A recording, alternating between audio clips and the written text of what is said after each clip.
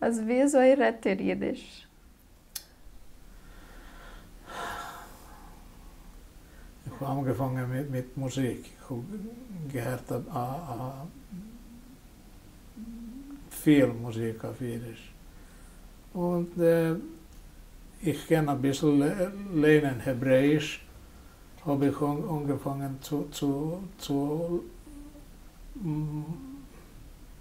mein Onkel hat gehabt eine jiddische Zeitung.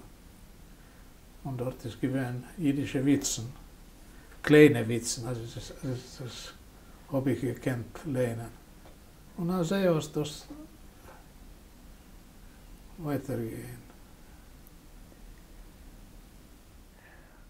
Und was ist eigentlich interessant von Jiddisch? Für was meint ihr, dass hat gegangen weiter mit dem? Noch einmal Musik.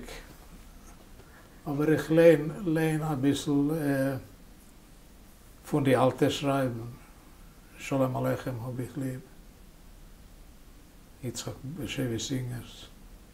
Jeder soll wissen, soll kennen Jiddisch. Ne? Ich kann nicht anders sagen.